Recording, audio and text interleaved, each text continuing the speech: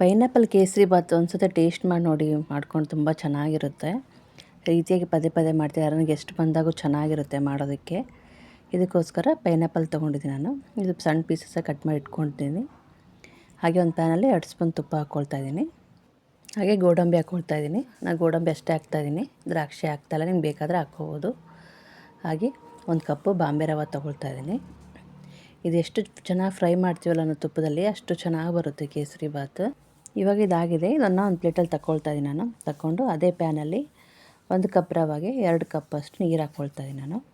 ಮತ್ತು ಚಿಕ್ಕದಾಗಿ ಕಟ್ ಮಾಡ್ಕೊಂಡಂಥ ಒಂದು 4 ಸ್ಪೂನಷ್ಟು ಪೈನಾಪಲ್ನ ಹಾಕ್ಕೊಳ್ಳಿ. ಇದೆಲ್ಲ ಸ್ವಲ್ಪ ಬಿಸಿ ಆದಮೇಲೆ 1 ಕಪ್ ರವೆಗೆ 1 ಕಪ್ ಸಕ್ಕರೆನ ಹಾಕ್ಕೊಳ್ಳಿ. ಜಾಸ್ತಿ ಹಾಕ್ಕೋಬೇಡಿ, ಹಣ್ಣು ಸ್ವೀಟ್ ಇರುತ್ತಲ್ಲ, ಉಳಿದ್ರೆ ಇನ್ನು ಸ್ವಲ್ಪ ಜಾಸ್ತಿ ಹಾಕ್ಕೊಳ್ಳಿ. ಇದೆಲ್ಲ ಸಕ್ಕರೆ ಎಲ್ಲ ಕರಗೋಷ್ಟೊತ್ತಿಗೆ ಇನ್ನೂ ಸ್ವಲ್ಪ ಪೈನಾಪಲ್ನ ನಾವು ಮಿಕ್ಸರಲ್ಲಿ ಇದೇ ರೀತಿಯಾಗಿ ಗ್ರೈಂಡ್ ಮಾಡಿ ಹಾಕ್ಕೊಳ್ಳಿ. ಈ ರೀತಿ ಹಾಕ್ಕೊಳ್ಳೋದ್ರಿಂದ ಪೈನಾಪಲ್ ಫ್ಲೇವರು ತುಂಬ ಚೆನ್ನಾಗಿ ಬರುತ್ತೆ. ಸ್ವೀಟಲ್ಲಂತೂ ತುಂಬ ಮಿಕ್ಸ್ ಆಗಿ ಚೆನ್ನಾಗಿ ಟೇಸ್ಟಿಯಾಗಿರುತ್ತೆ. ಸಕ್ಕರೆ ಎಲ್ಲ ಕರಗಿದೆ ನೋಡಿ. ಇವಾಗ ನಾವು ಹುರಿದಿಟ್ಕೊಂಡಂಥ ರವೆ ಹಾಕ್ಕೊಂಬಿಟ್ಟು ಚೆನ್ನಾಗಿ ಮಿಕ್ಸ್ ಮಾಡ್ಕೋಬೇಕು. ನಾನಿಲ್ಲಿ ಫುಡ್ ಕಲರ್ ಯಾವುದೂ ಬಳಸ್ತಾ ಇಲ್ಲ, ಅರಿಶಿಣನೇ ಹಾಕ್ಕೊಳ್ತೀನಿ ನಾನು. ಈ ಅರಿಶಿಣ ಹಾಕ್ಕೊಳ್ಳೋದ್ರಿಂದ ಏನು ಟೇಸ್ಟ್ ಏನು ಚೇಂಜ್ ಆಗೋದಿಲ್ಲ, ಕಲರು ಚೆನ್ನಾಗಿ ಬರುತ್ತೆ. ಇನ್ನು ನಿಮ್ಮ ಮೇಲ್ಗಡೆ ತುಪ್ಪ ಬೇಕಂದ್ರೆ ಹಾಕ್ಕೊಳ್ಳಿ, ನಾನು ಹಾಕ್ತಾಯಿಲ್ಲ. ಸ್ಟಾರ್ಟಿಂಗಲ್ಲಿ 2 ಸ್ಪೂನ್ ಹಾಕಿರೋ ತುಪ್ಪನೇ ಸಾಕಾಗುತ್ತೆ. ಇವಾಗ ಇಲಾಚಿ ಪೌಡರ್ ಹಾಕ್ಕೊಳ್ತೀನಿ.